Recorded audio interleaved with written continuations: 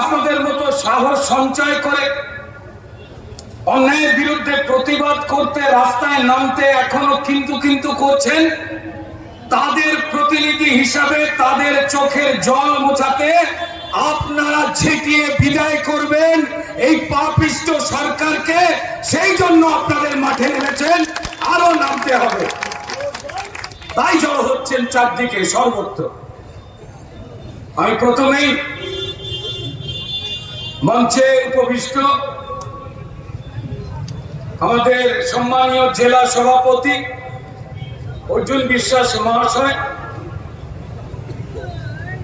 রাজ্য বিজেপির লড়াকু নেতা অর্জুন সিং মহাশয়, রাজ্য বিজেপির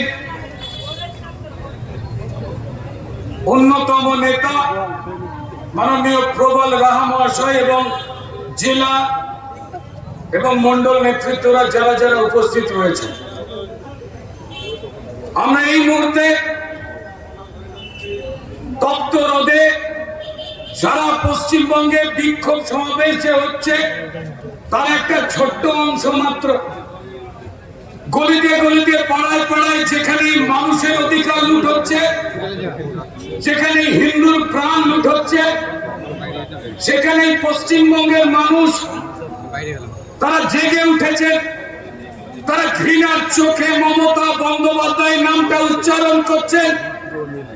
মুখ্যমন্ত্রী চেয়ারে বসে মমতা বন্দ্যোপাধ্যায় মানব বিরোধী, মনুষ্যত্ব বিরোধী যা কাজ করছেন, সেই কাজে তিনি মুখ্যমন্ত্রী যে চেয়ার, সেই চেয়ারের সম্মান অনেক আগেই হারিয়েছেন।